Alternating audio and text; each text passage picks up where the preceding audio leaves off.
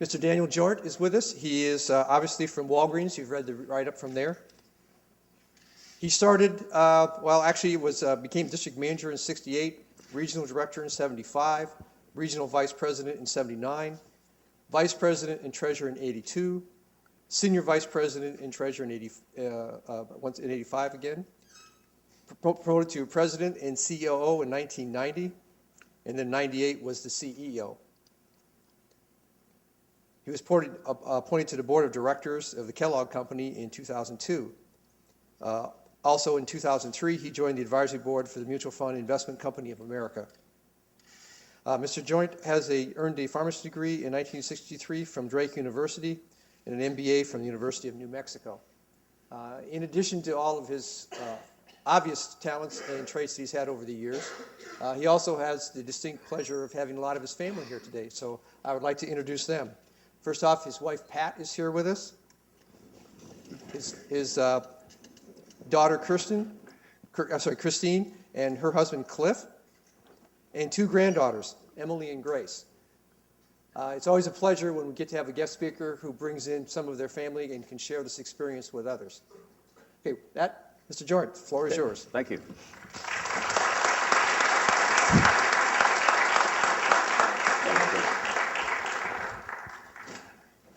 Thank you. Is the mic on? My family came for one reason, is to hear me talk, of course, but the main reason they came is to see Notre Dame beat Stanford tomorrow.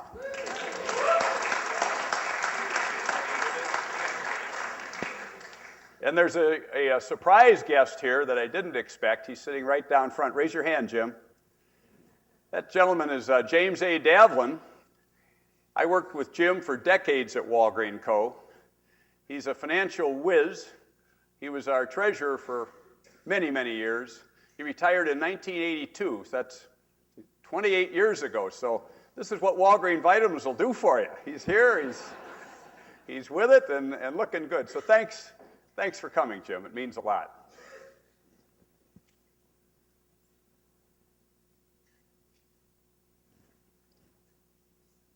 I'm pressing the button. There we go.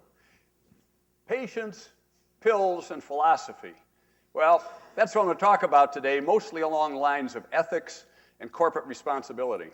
And I'll add one other alliteration here and put perspective in there. What you're going to hear today is one guy's perspective.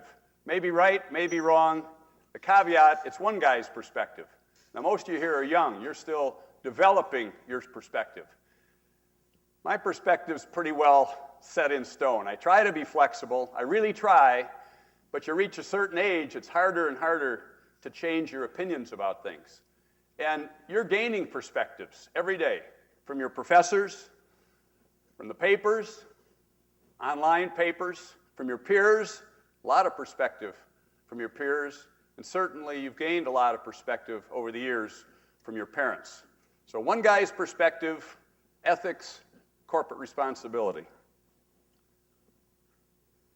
Give you a little background of where my perspective developed and how it developed so you know where I'm coming from, as they say.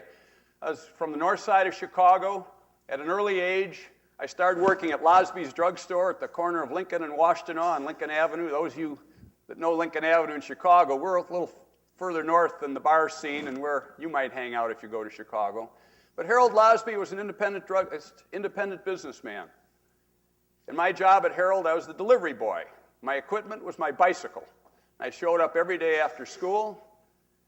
He'd give me 5 or 6 little bags with an address on it, and I'd hop on my bike and go deliver those prescriptions. And Harold was a very sharp, independent entrepreneur. Because I was an independent contractor. What does that mean? No pay, just tips.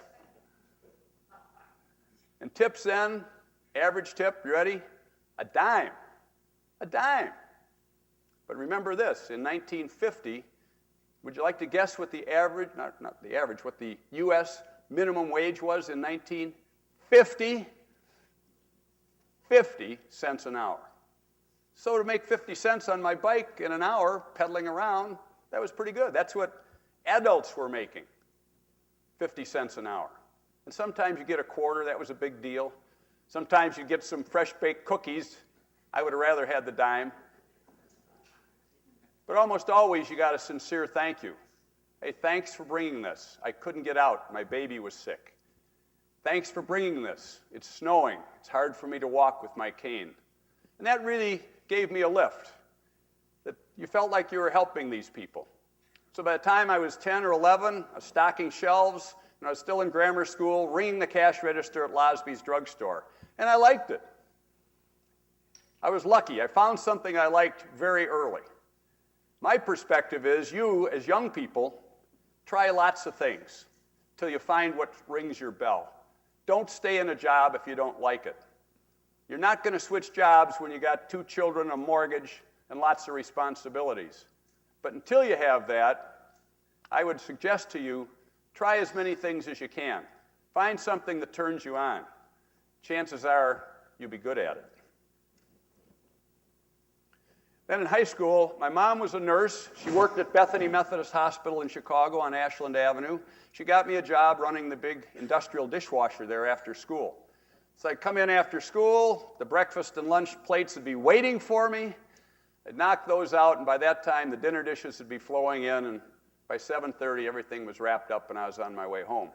And I only had that job a few months when Harmon West, Mr. West, that ran the pharmacy, he came back in the dishwashing room one day. He said, "Hey, Dan, how would you like to work in the pharmacy?" And I got to admit to you, I never said, "Hey, Ma, did you get me that job?" I should have asked her. I suspected she did. So I went to work for Mr. West. And I worked there 4 years in high school and every summer through college. It was a hospital pharmacy environment, a little bit different. But we did have a door to the street. We did have a soda fountain. I can still mix a good milkshake, good sundae. It was a great experience for me, getting to know the doctors. And there was an old people's home, as we called it back then. Today it's a retirement community right next door to the hospital. So we had all those geriatric customers we took care of, too. The guys at Walgreens, they love putting that BHP in there. That stands for big hair pile. That's what everybody had then, including me. Then off to college here, and I got a job with Marion Williams at Williams Pharmacy. It didn't dawn on me I got the job because no one else wanted to work there, because in a college town with lots of pharmacy students, jobs were hard to come by. So I worked here throughout college, and this was quite a drugstore. It was in a little commercial area in the toughest part of town. In our little commercial strip, we had Williams Pharmacy. Right next door to us was a speakeasy. You know what a speakeasy is? You can go in, buy liquor. You got to say, "I know Joe," to get in the door. And the reason was you couldn't buy alcohol in a bar or even in a restaurant back in the 50s and early 60s in Iowa. You had to buy liquor at the state liquor store. Take it home and drink it. Have a drink in a restaurant? Oh, please. You can't do it. So we had Williams Pharmacy. We had the speakeasy that was open till 4 in the morning, and it was rocking, let me tell you. And then right next to the speakeasy was the best little whorehouse in the state of Iowa. And that was our shopping center. That was it. Didn't fulfill all the human needs, but fulfilled a lot of them. This was the largest welfare pharmacy in the state of Iowa.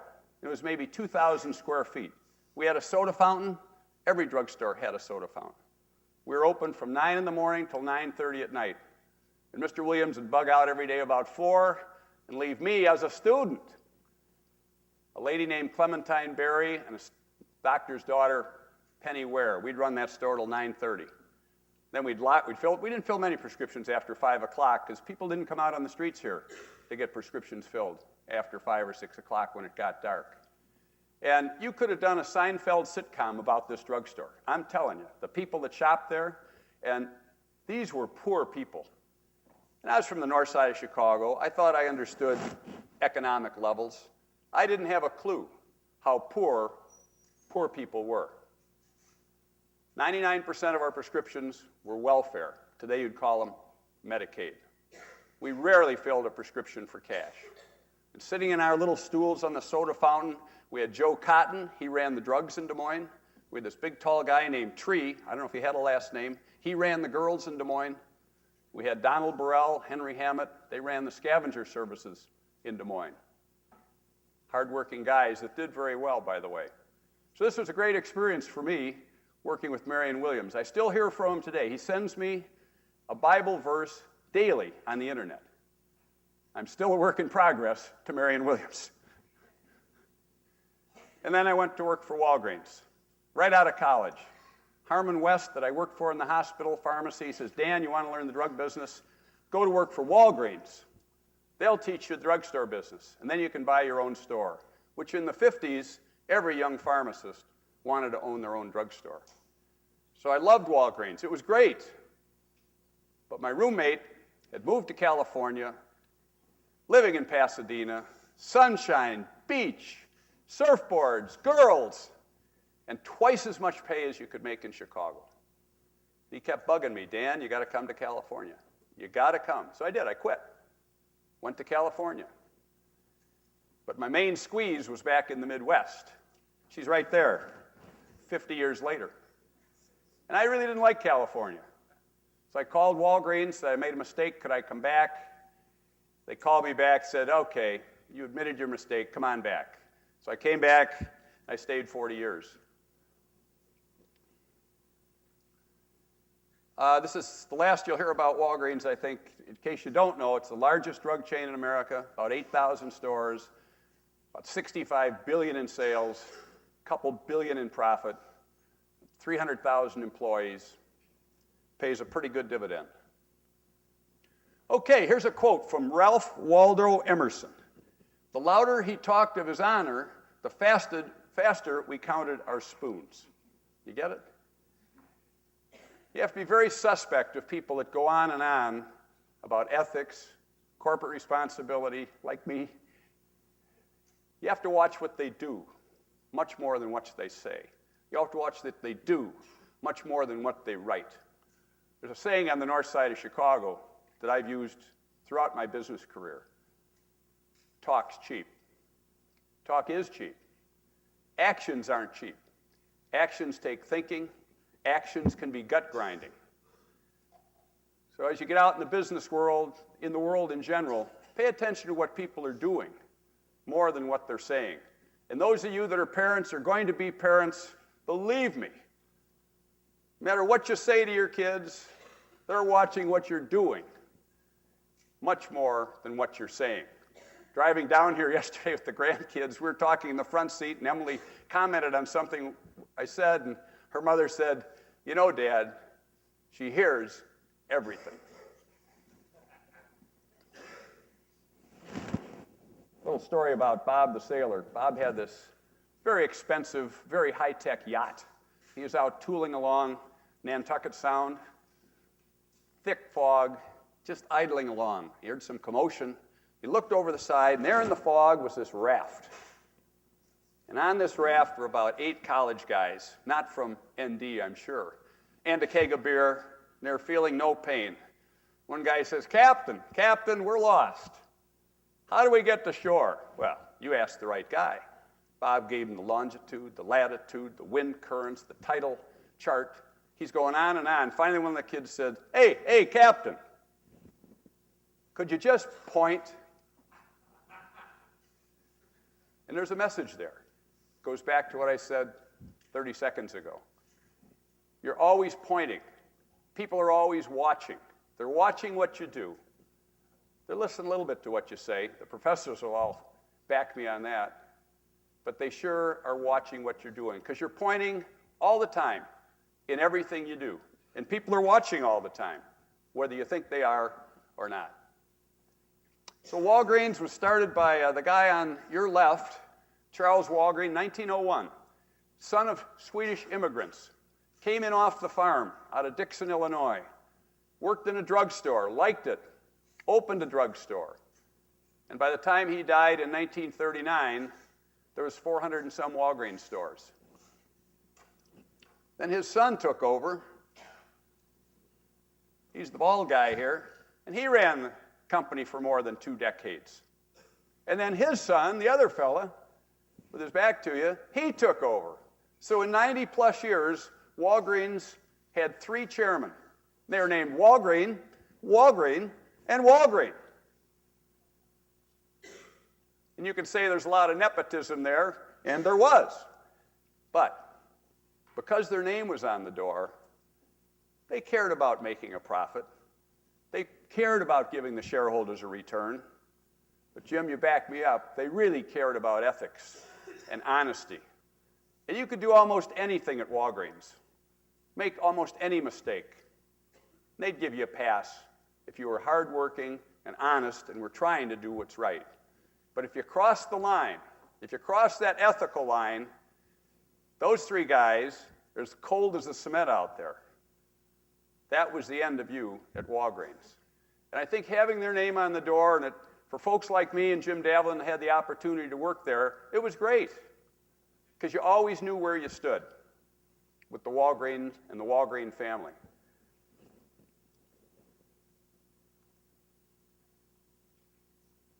So who's most important if you're running a business? Is it the customers? Is it the shareholders?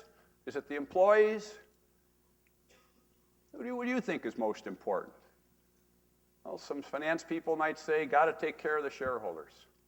Some HR people might say, you got to take care of the employees. Other folks would say, you got to take care of the customers.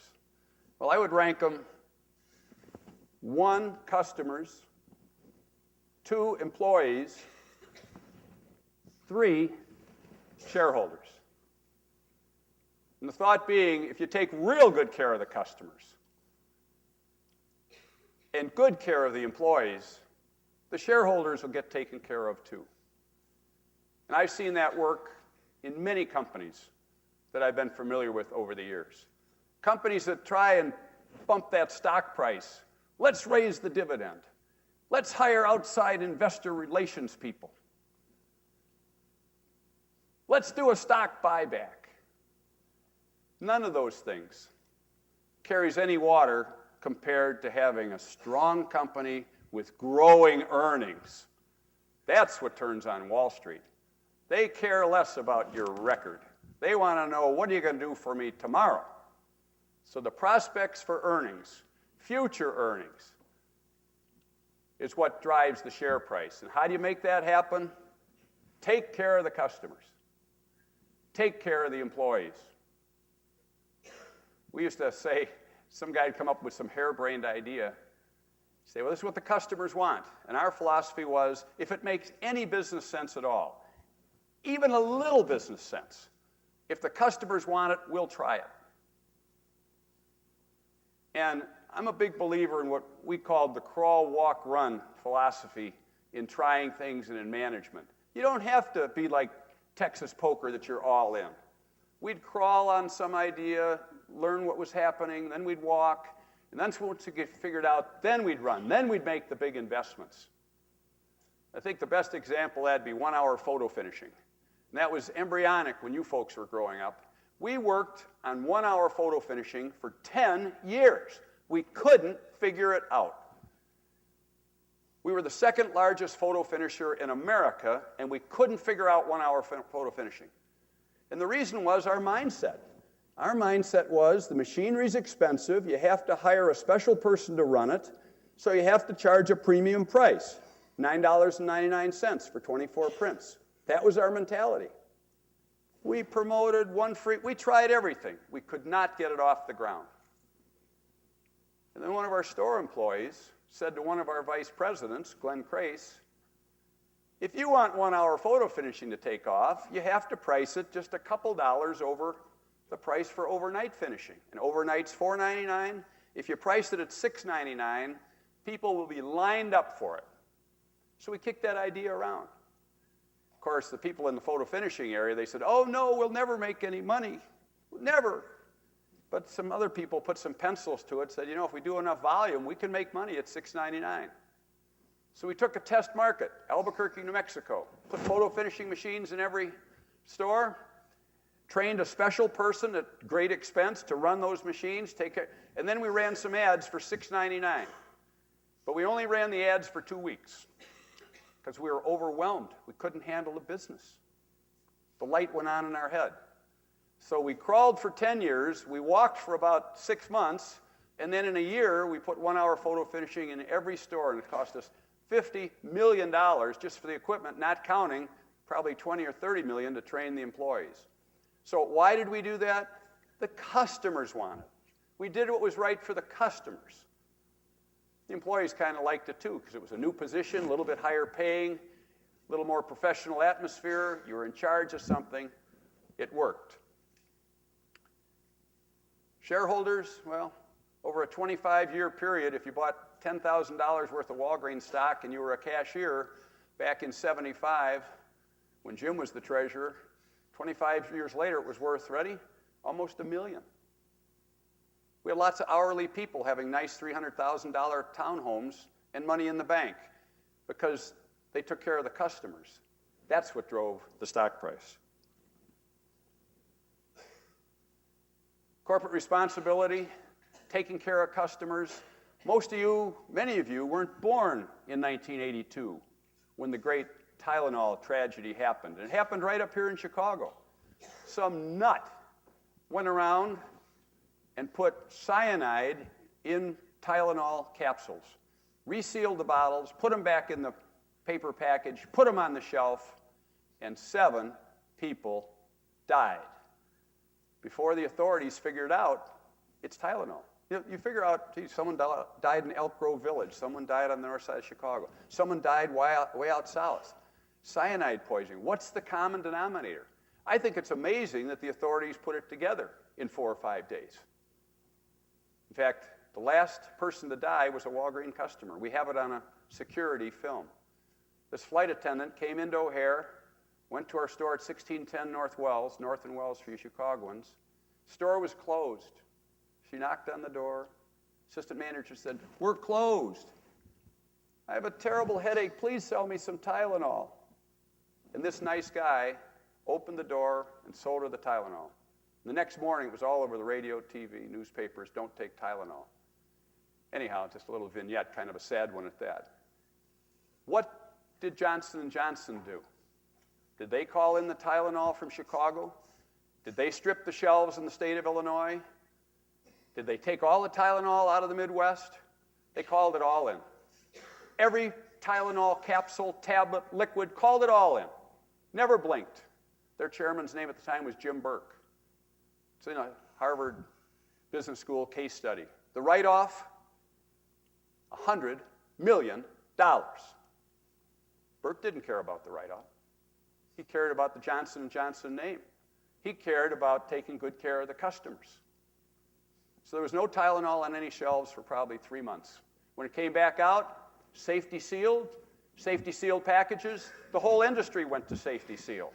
And a few months later, the government said, "We have a good idea. Let's put safety seals on everything." But it was really J&J that did it. And what happened to Tylenol sales? 2 months after they're back on the shelves, 37% market share, the highest in their company's history. And at that point in time, that snapshot in 1982, Americans had the highest rating of Johnson & Johnson of any company. Why? Because they looked out for the customers first. They didn't look out for their bottom line first. In the long term, they were looking out for their shareholders first. But in the short term, $100 million write-off, that's a real kick in the teeth. Stock didn't suffer because Wall Street understood, hey, this is a first-class company. They write off the $100 million. They take care of the customers. Just a little corporate responsibility. It pales in comparison to the Johnson & Johnson, but we had it at Walgreens. We had a call from our warehouse in Flagstaff. They said a guy was unloading these cases of insecticide spray, and one of them blew right through the top of the box, went up and put a dent in the corrugated ceiling 40 feet up. It's like a Roman candle. And in looking at these cans, they all had rusted bottoms. So before anybody could do anything, we had a store call from Miami. Said this insecticide was sitting on the shelf. We had these false drop ceilings. It took off, went right through that drop ceiling. So we called this manufacturer. We said, hey, we got a problem. We don't want anybody to get hurt. These things are going off like howitzers. We want you to get some people out there, hazmat people, and collect all this stuff from our stores. We want it done in 48 hours. You know what they said? They said, relax, no problem. We have liability insurance. Someone gets hurt, send their lawyers to us, our insurance will pay them. We couldn't believe it. So wait, you don't understand. Someone's going to get one of these right in the nose or right in the eye or take their ear off. I said, no, we understand. That's why we have liability insurance. It happens. So our lead buying guy, he said, I'm going to ask you one more time. Are you going to go out and collect all this stuff? No, we're not. We have liability insurance. So we footed the bill. We sent out the hazmat people. We wrote off $2 million. And we also never bought another item from that manufacturer. And they went out of business about 2 years later because we were a pretty important account. And you know what? They never got it. They never got it. And you may find yourself in a situation like that. Hopefully, you'll get it. You put the customers first. Here's a good story. Happened in California, talking about protecting customers. I tell these stories, you know why? Because after someone like me gets up here and yaks for 40 minutes, you might remember one thing a week later. So, law of averages. I tell you 10 stories, maybe you remember one. We had a call from California, one of our big volume stores out there, high volume pharmacy. They'd put the wrong little white pills in this automatic pill counter. And they filled prescriptions for several weeks with the wrong drugs. And then some smart pharmacist discovered it, called in and said, we got a problem. We filled prescriptions wrongly for about 2 weeks. About 100 customers have the wrong drugs. All right, they blow the whistle. We have a meeting. I was a pretty young guy at the time. Fred Canning was our president. We had this little meeting in the boardroom, and one of our senior guys, the guy in charge of pharmacy, after a little discussion, he says, that's not a real potent drug we gave him. It's certainly not going to kill anybody. And in 2 weeks, the people that got them filled 2 weeks ago are going to be coming in for their refills. And in 4 weeks, everyone will have a refill. Maybe we should just do nothing. Let nature take its course. And a month from today, probably no one will be the wiser. And you had to know Fred Canning. His face got red, veins stuck out on his neck, gripped the table. He said, we're not going to do that. We're the Walgreen Company. I don't care if someone finds out or not. Here's what we're going to do. Get out your notebooks. Get out your pencils, boys and girls. Here's what we're going to do. We're going to call every patient and tell them we made a mistake. We're going to call every doctor of those patients and tell them we made a mistake. We're going to call the California AMA, APHA, and here's the good one, the ABA. We're even going to call the lawyers and tell them we made this mistake. We're going public. And if someone sues us and the company goes down, that's okay. Because we're going to sleep good tonight. This meeting is over. Now get to work. And we did. And we didn't get sued. We had a couple testing lawsuits. They said, hey, you want to sue us? We made a mistake. And here's the real point of this. In America, that's the only place I've got much experience, but Americans are very forgiving. Business people are forgiving. Parents are forgiving. Own up. Chances are you won't get fired. Chances are, and when you own up, have a solution too. I made this big mistake. Here's what I think we should do to fix it. 99 times out of 100, you will go up in people's estimation for admitting a mistake. It's my fault. I did it. It's me. Be mad at someone. I'm the guy. I'm going to fix it. Take responsibility. Another story down here in Dukeville, Duke University. This is a true story, as most of these stories are. There's a professor at Duke, Professor Bonk. Bonk has taught chemistry at Duke so long, the students call it Bonkistry instead of chemistry. This is maybe 10 years ago now. 3 of his top students, they went down to Chapel Hill. They had a great time, stayed overnight, drank too much. These are top students. They didn't make it back for the final. So they drew straws, and they sent old Bill in to talk to Dr. Bonk. Bill said, we were down in Chapel Hill, didn't get our timing right. had a flat tire on the way back. Me and Frank and Jim, can we take a makeup test? Dr. Bonk, these are his top students, no problem. Come in Thursday, the three of you. I'll give you the makeup exam. High five, we're in. They come in Thursday. Dr. Bonk gives them each a blue book. You go in that room, you go in this room, you go in this room. I'll wait here in Proctor. When you're done, bring your exams back to me. No problem. Top students, in they go. First page. It's a molarity question. And molarity in chemistry, it's about the only equation I was ever able to do. Very easy. Said at the top, this question will comprise 5% of your final grade. They all knocked it out. Turn to page 2. At the top it says, this question will comprise 95% of your final exam grade. What is that? Which tire? How about that? Pretty good, huh? Well, they knew they'd had it. They were very contrite. They admitted they'd lied. And Dr. Bonk said, listen, boys, you're my top students. You're all A's. If you would have come in and said you had too much to drink and you overslept, it's not a problem. It happens. But you chose to lie. You chose to not take the ethical, responsible route. So for your final grade, you're each getting a C, even though you've earned an A. And I'm giving you a C so it sticks with you. Tell the truth, the whole truth, and nothing but the truth. Chances are you'll do better. Which tire? Pretty good, huh? Professors do have a sense of humor. This is a book I'd recommend to you, written back in the early 90s. You might recognize Colin's name here. He's the fellow that wrote Good to Great in the late 90s. It's been on the bestseller list for, a decade. But what they did in this first book, they studied companies that have been around 100 years and more. Walgreens wasn't one of them. But Procter & Gamble, Merck, Lilly, those companies, what, J&J, what did they do over 100 years that kept them prospering? Because certainly none of them sell any products today they sold 100 years ago. Maybe Procter & Gamble Ivory Soap. I'd have to check that. But you bet J&J isn't selling anything, or Merck isn't selling anything that they were selling 100 years ago.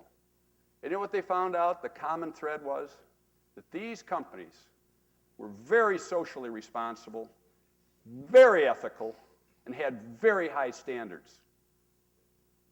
And why does that make you successful? Because over decades, they would attract people that were very ethical, very honest, had very high standards. So the products would change, but that high quality of people was always there. And that's what would drive these companies. And in the book, they gave one example from Merck, about 1985. The guy running Merck then was a guy named Roy Gallegos. And Merck has in its corporate charter, get this, our mission is to eliminate pain and disease worldwide. That's our mission. Not to try to. Our mission is to eliminate pain and disease worldwide. That's our mission. So, the Merck scientists came up with this drug, Mectizan. And Mectizan would cure river blindness. Now, no one here is going to get river blindness because you don't live in the equatorial areas of Africa. But tens of thousands of people get river blindness and go blind. Merck found the cure. And were they excited? And were their scientists excited? The marketing people couldn't wait to get over to Africa and sell this product. You know what they found? There's no market. Why was there no market? There's no money. The people had no money. Zero. So they went back to New Jersey, had another meeting. All right, people have no money, there's no market. We'll sell Mectizan to the government. The government will buy it and will cure this terrible disease. Great. Went back over. You know what they found? The governments were so corrupt, they weren't going to spend any money on common people. Are you kidding? We've got a palace to redecorate here. And Merck was stunned.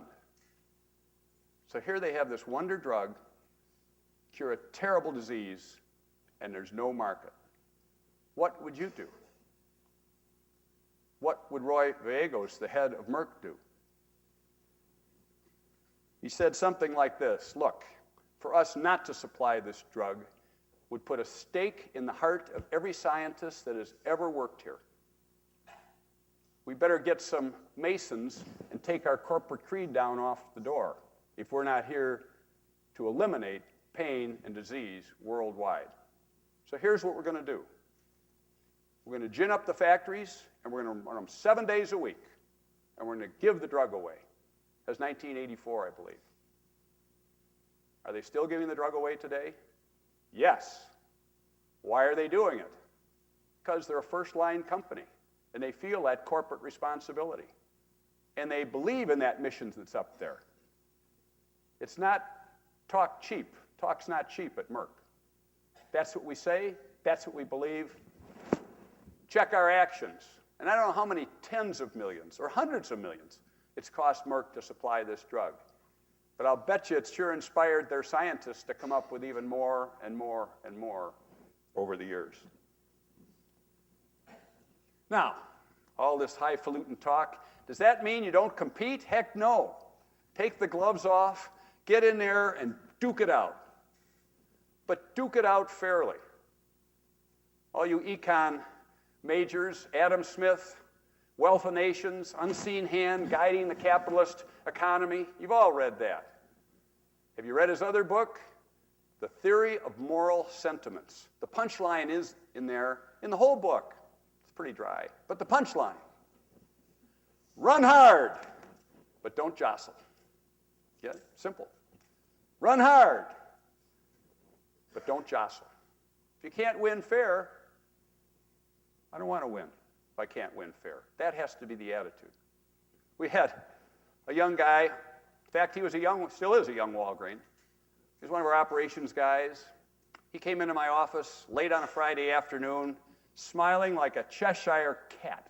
He had this big book under his arm. I said, "What's up, Kevin? You won't believe what I got here." I said, "What do you got?" This was on the airplane that I flew in on. It was jammed into that pocket in the seat in front of me. I said, "What is it?" It's the Walmart Bible for 1997 or 8. So what is that? He said, "This book has every deal, every cost, every promotion, everything Walmart's going to do for next year. It's their plan. There's so much intelligence in here." He says, "I knew you'd love to have it." I said, "You know what, Kevin? Put it there on the filing cabinet. I'm going to think about that till Monday." Because was I tempted? You bet. So just put it up there on the filing cabinet till Monday.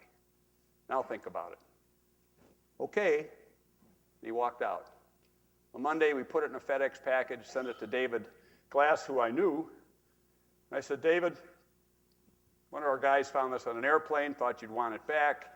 P.S. We didn't peak." And we didn't. He called me a few days later. He said, "Dan, we have been catatonic here wondering who got that book. Thank God it was a Walgreen guy. You folks always do the right thing." So here's my point. Is Walmart bigger than Walgreens? Yes. Is Walmart better than Walgreens in most things? Yes. But we can compete. We're the little guy. We're in there jabbing it out with the heavyweight. But we can compete. And if we can't compete fairly, then they ought to knock us right out of business. Now, you go to church, you go to synagogue, you get the reminders from the priest, you get reminders from the pastor, reminders from the rabbi. I think most quality companies like Merck with the eliminating pain and disease worldwide, and this isn't a commercial for Walgreens, so I'm trying to make a point about how good companies act. This is Walgreen Creed written by Mr. Walgreen probably 70, 80 years ago. I'll read you one sentence from the top paragraph. Get this.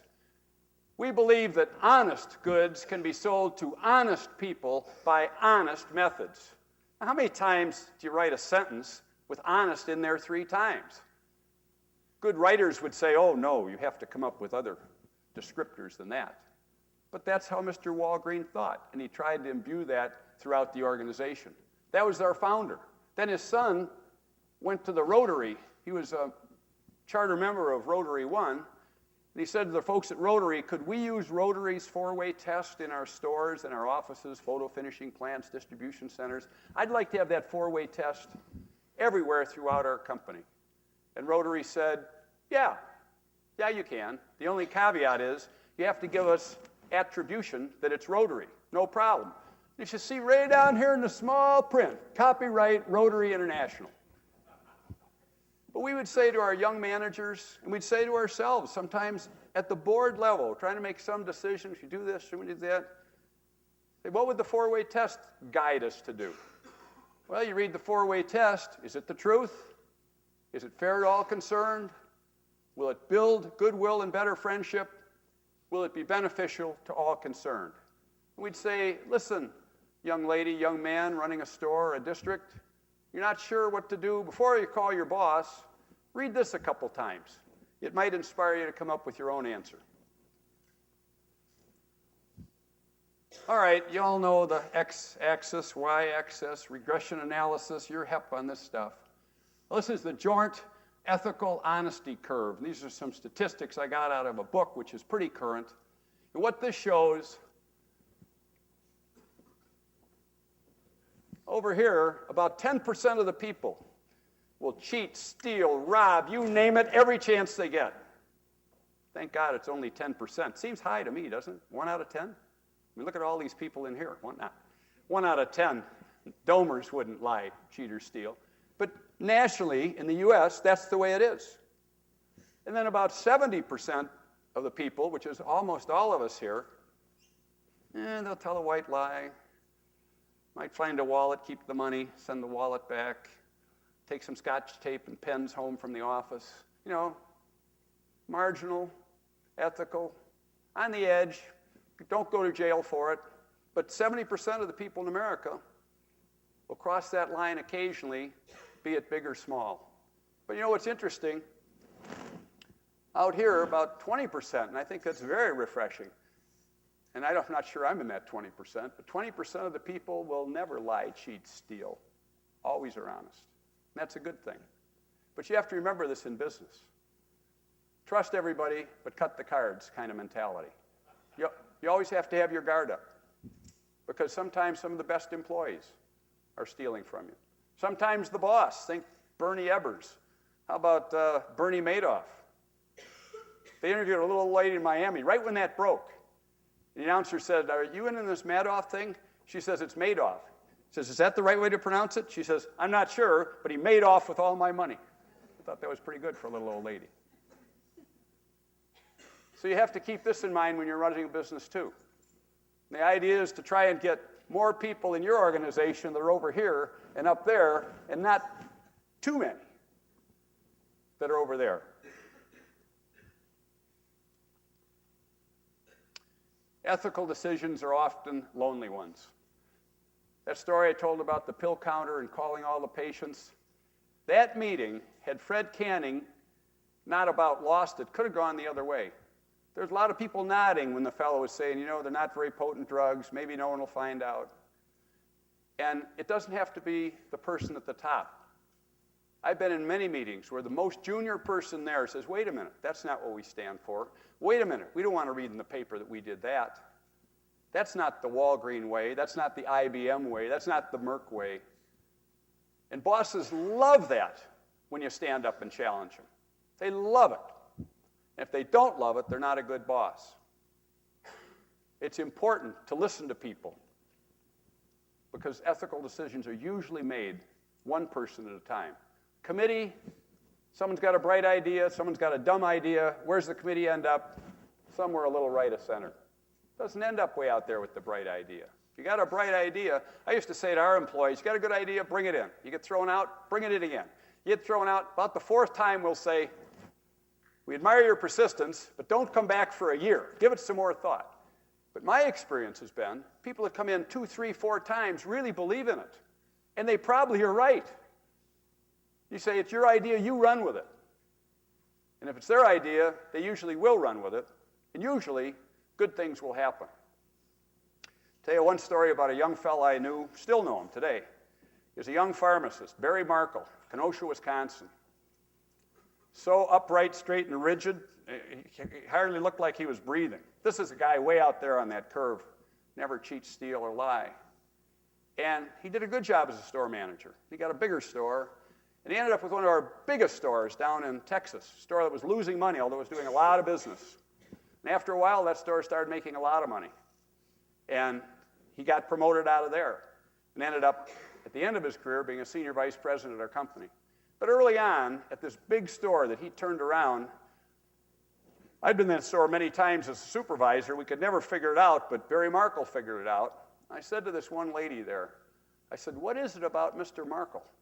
He's not a good merchandiser. He's not a good buyer, not a motivator. He's so rigid, he creaks. She says, you know, Mr. Jorndt, everybody trusts him. I said, we trust him. Because we trust him, we'll do anything he'll ask. He always tells us what's going on. He's always truthful. And he was. In fact, when he ran that store, he told one lady, she worked there, hurt her back, took 6 months off, full pay workers' comp. Came back, worked a month, hurt her back, 6 months off, full pay workers' comp. When she came back the third time, he said, Sally, I'm not going to hire you back.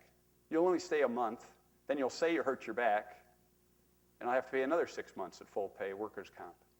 So she went and got a lawyer. Lawyer called Walgreens. Walgreen lawyer called me. He said, we got a problem in Odessa, Texas with your boy, Markle, my boy. When it's a problem, it's always my boy. What's the problem? Well, he told this lady he wouldn't hire her back because she'd just go on workers' comp again. And we're going to have a lawsuit, and it'll cost us a lot more than 6 months' pay. He said, and? He says, here, would you just please call Mr. Markle? And all he has to do is say he didn't say that. That's all he has to do. This lawyer's name was Wally. I said, Wally, you got a better chance of moving Pikes Peak from Colorado to Utah than you got of getting Barry Markle to say he didn't say something that he said. He said, you got to be kidding. I said, I'm not kidding. He says, what if you order him to retract that statement? I said, if I ordered him, he wouldn't do it. But I'm not going to, so the ball's in your court. So Wally called him, and he called me back and said, that guy's a nut. I said, well, I like him. Wally didn't stay with our company a long time, but Barry spent a whole career there. I think it's interesting that Honest Abe and George Washington are the two guys we hold up as our best presidents. Most people agree on that. And what are their both strongest suits? Ethical, honest, blah, blah, blah, but it's true. So, here's the point of the whole thing. This is from Mr. Walgreen the First. The success of any business depends entirely upon the character of the people conducting it. And you can put a lot of words in there. How about the success of any family depends entirely upon the character of the people conducting it. The success of any school, university, depends entirely upon. And you can put your own words in there. But decades and centuries of history have proved this to be very true.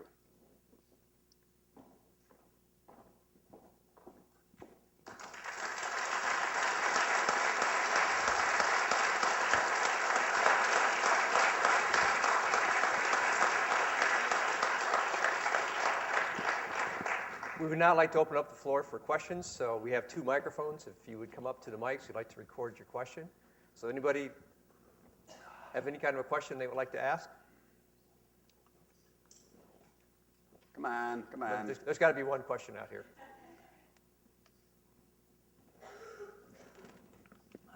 Well, I'll break the ice here.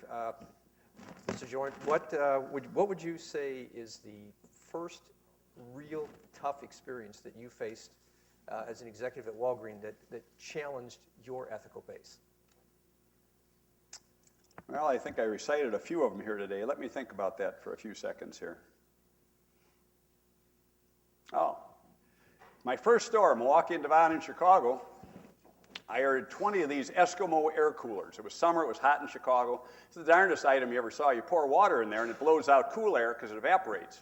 But it also pumps out very humid cool air. So people would put this in their bedroom and water would be dripping off the chandeliers. But I ordered 20 of those from our distribution center. And they cost at the time probably $30 each. That was a $600 order. And our truck delivered it. And they billed me for these 20 Eskimo coolers. But you know how many delivered?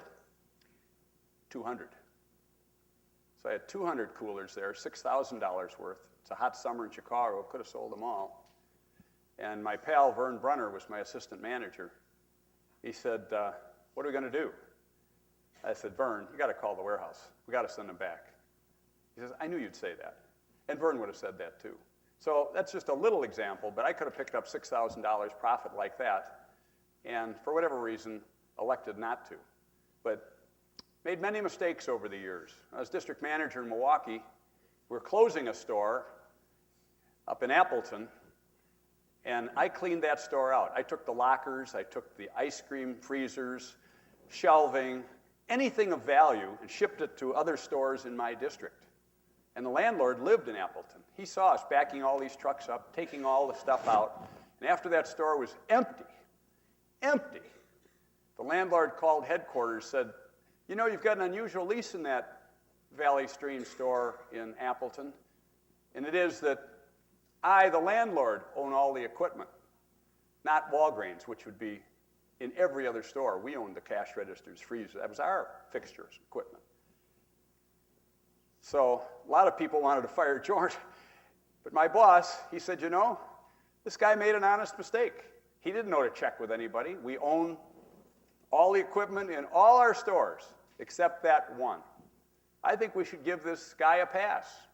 And I'm not sure who he talked to, but I suspect even Mr. Walgreen got involved, because at the time, it was hundreds of thousands of dollars. So these moving companies that I had hired moved freezers, coolers, cash registers all over the state of Wisconsin. A lot of them were Walgreens shareholders. They said, great, happy to help. But then when I called them back and said, you know that stuff you moved up to Wausau? I'd like you to move it back to Appleton. I said, what? But fortunately, someone was looking out for me then. That was one of my major errors. Got close to getting canned, but didn't. But my boss stuck up for me, and I'm sure he had to talk to a lot of people to make that happen. So my point is, you're all going to make mistakes. Some will be serious, but if you're doing a good job, chances are it'll blow over. This too shall pass.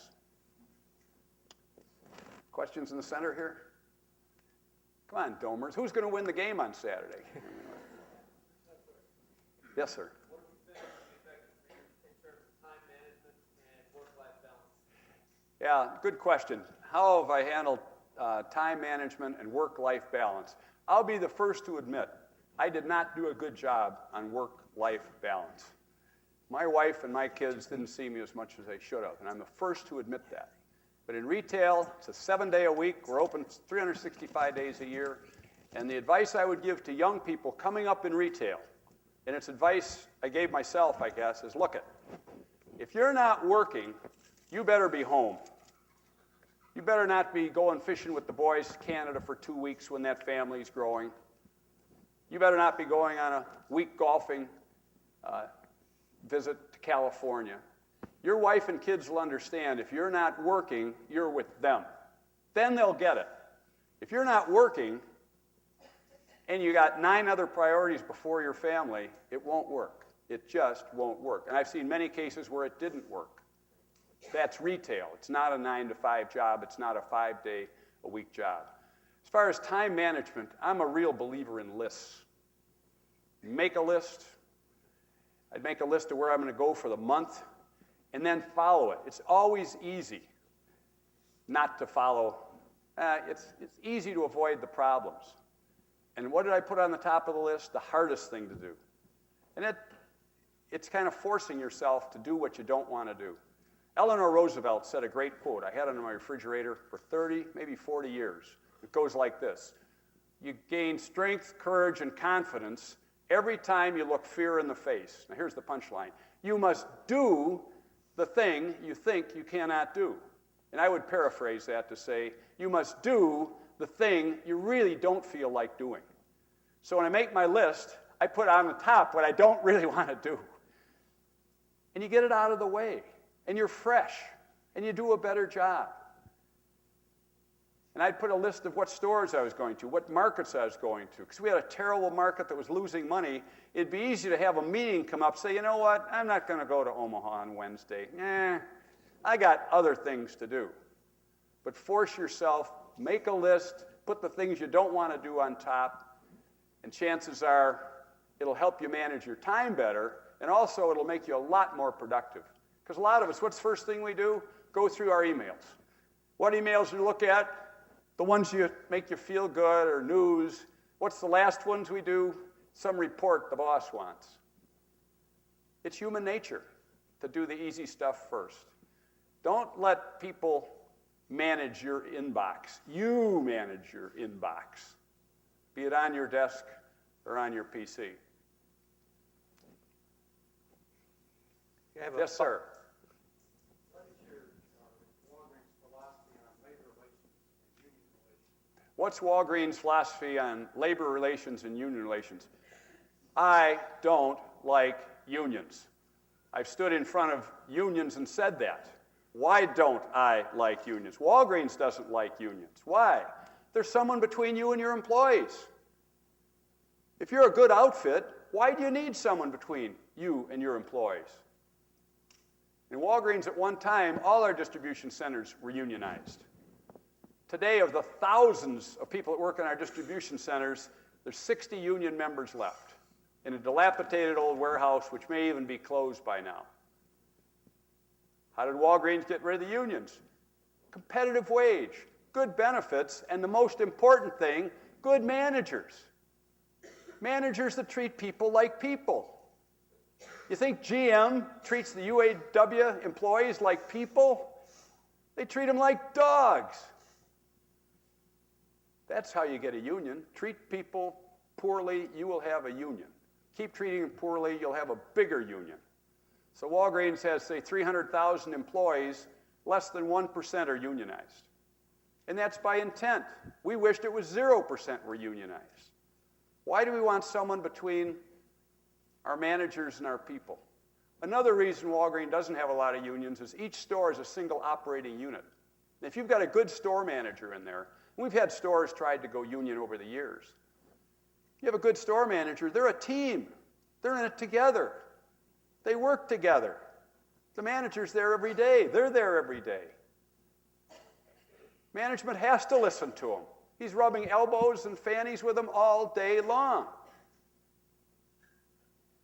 So unions, we had a very negative outlook on unions because it reflected on us. Why are the airlines doing poorly? Management did a bad job and the unions did a bad job. Auto industry, management did a bad job and the union did a bad job. None of them were in it for the customers. They're in it for themselves. Well, duh. I get wound up, I apologize. Any others? Yep. Right Yes. here. Yes, ma'am. Who would you say would be Walgreens' biggest competitors on your level, not the big box? Yeah, well, who's Walgreens' competitors on our level? We compete on all levels, and I don't say that in a bragging kind of way. In prescriptions, Walgreens is far and away number one. But in '93, Walmart's prescription curve was rising like that, and Walgreens was like this. If Walgreens hadn't got with it, Walmart would have passed us in prescriptions. But we started expanding, got a nice pharmacy system that took better care of the customers, and off we went. So today, probably 65% or 40 billion of Walgreens' sales are in prescriptions. So in prescriptions, Walgreens is one, I suspect Walmart is two, and CVS is three, and there really isn't a four. It really drops off. In groceries in Chicago, Walgreens sells more milk than Jewel. It's easy. Run in, get it, run out. It's not a big shopping trip. So if you take it down to the unit category, we compete pretty well on certain groceries with certain people. Convenience goods, we compete with anybody. Almost anything you talk about in the health and beauty aid field, Walgreens does between 5 and 10% of the national business. If it's something everybody has, like aspirin, Walgreens probably does 5%. If it's something you think about in drugstores, a bunion pad, we probably do 10% of the business because it's more of a drugstore orientation. Seasonal goods, 5% of the gift wrap, 5% of the batteries, 5% of the Christmas lights, 10% of the Easter candy is sold in Walgreens stores. So we're not in a league with Walmart or Target, but on certain items, tooth whitener, we sell more than Walmart. We're not entitled to that, but we promote it, it's convenient, it's priced right, we do. We wish we did that on more items. So in the health and beauty area, Walgreens is powerful, prescriptions very powerful, convenience goods, promotional goods, 5 to 10% of the national. But it keeps you on your toes because everybody's shooting at you. But from our standpoint, we're this little ship, we're shooting at everybody too. Could I just ask one Sure. quick supplemental? So regarding your inventory, would you say most customers buy your Walgreens brand as opposed to, the generic brand as opposed to the specific brand? Yeah, it depends on the item. Now, the fact we've been in business 100 years really helps. Almost everybody knows the Walgreen name. You start up Joe's drugstore and he's got Joe's aspirin. I don't know. But a drugstore with a reputation, you got a better chance. So on things like analgesics, things for pain relief, the Walgreen products in that entire department, 6 of the top 10 sellers are Walgreen products because it's drugstore related, people believe in it, and in many cases, they're made by the national manufacturer for us and just repackaged. It's the same stuff.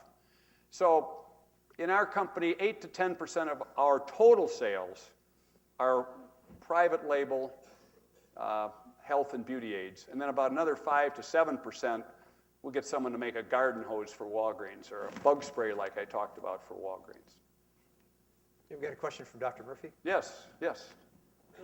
First of all, let me say, Pat Murphy. Now, if I was at Notre Dame, I'd want my name to be Pat Murphy. so first comment, as a person who teaches business ethics, thanks for many good examples. Yeah. But I have a Walgreens ethics question for you. And you worked with the company, so you can tell me the exact time. Approximately 20 years ago, Walgreens took liquor out of their stores. In the last few weeks, maybe months, I know you're not any longer in active management. What was the decision process then, and what do you think, if you don't know what the decision process is now? The question is, Walgreens up until 1990, let me just take 1990 as a point. In 1990, Walgreens was the largest liquor retailer in the world. We sold liquor from coast to coast. We had many stores doing multi-million-dollar business in liquor. But we were moving to freestanding stores, moving out of the shopping centers, and we're paying dearly for this real estate. A typical Walgreens store today probably pays close to $2,000 a day in rent. Open the door, send the landlord $2,000 on Monday. Tuesday, open the door, send the landlord $2,000. These corner locations are supremely expensive. So every square foot has to pay off. Liquor departments take up a lot of space, and they take away space from drugstore merchandise, from convenience, milk, bread, things like that, merchandise. And we found through the 90s that these new stores without liquor would get more profitable faster. And managers were more, a manager, and I don't say this disparagingly, if a manager was a B- manager in a big store that had liquor, you put him in the same size store without liquor, he became an A manager. So it's one of these things. You hit your thumb with a hammer, it hurts. You know that's the reaction. We took liquor out, sales went up, profits went up. And the employees didn't mind not having that hassle of the battle in the liquor department. So that's what happened. That's the why. Very expensive rent costs, limited square footage, and without it, we found we could do a better job. We could be more focused on running drugstores. Now, what's happening today? Folks, I'm gone almost 9 years. That ship has sailed. And anybody in retail, 3 years is a lifetime in retail. It really is. We had a company named Revco, maybe you never heard of them. At one time, they had the most stores. They're gone. We had a company named Eckert. At one time, they were the most profitable drugstore chain. They're gone. Rite Aid is hanging on by their fingernails, for those of you from the East or from California. they'll probably be gone too. It's a tough business. You have to keep changing. So I don't have a clue why they're putting wine and liquor back in. I don't have a clue. I can guess someone is saying, you know, it brings people in. You know, it's convenient. You know, the customers want it. When we took liquor out of some of these Florida stores, oh my God, cocktail hour down there starts at about 11:30 a.m. We had people so upset with us, including the store managers. But a year later, 2 years later, those store managers, instead of getting a $15,000 bonus, were getting a $32,000 bonus. They say, hey, you know what? This feels pretty good. And I'm more in command of this store. I'm more focused on, and liquor is, pardon the expression, it's a bastard business, especially for young retailers. You stack up Budweiser, guess what happens? It sells. So then you stack up some Corona, it sells. Pretty soon the whole store is Budweiser and Corona, and the lady can't find the aspirin. So it's addicting. So I felt strongly we should pull that needle out. And we had some top guys in our company that were experts in liquor. And 2 or 3 years after we started, they were believers too. So why they're putting it back in today, you have to ask Walgreens. And I don't say that sarcastically. I flat don't know. But I can tell you, as we took it out, it certainly made a lot of sense at that point in time. Okay, do we have any other questions? Last shot. What is the reaction in 2004 the drug bill that was passed on your Bush's bill? Yeah, I'm sort of a small government guy, if you haven't figured that out, that if you're big in any business and the government gets involved, business is going to increase. Whenever the government supplies anything, hey, it's free. Instead of getting your prescription filled kind of often, you'll get it filled very often. Instead of going to the doctor occasionally, you'll go to the doctor a lot if it's free. So I wasn't working at that time, but my reaction was Walgreens' business will go up sharply in the prescription area because especially older folks that might be cutting their tablets in half or maybe not taking their medicine, hey, it's going to be paid for up to the donut hole. I'm going to get my prescription filled. Walgreens will get its share. Now, the flip side is margins go down. And again, if you're a top dog or near the top dog in your industry, if you're very efficient, when margins go down, the weaker guys disappear. So your market share goes up and your volume goes up. But you got to hang in. You got to be good enough to believe we'll be the last men and women standing. When the government gets done, there might only be one drugstore left, but it'll be us. And they'll have to pay us enough to stay in business. And we've had many occasions where I was working, State of Illinois said, we're going to cut your reimbursement on Medicaid to X, and X was below our cost of the drug, not including filling it. We said, well, we're not going to fill Medicaid prescriptions. They said, well, you'll have a PR nightmare. We said, we are. But you're going to have a political disaster. So take your pick. And every time they backed off. They'd threaten. We'd say, we won't fill prescriptions below cost. And when you get big, you can do that. And the independent druggists love us doing that because it backs off the state and their wild ideas for them, too. Folks, it's a pleasure to be here. I hope we win on Saturday. Thank you.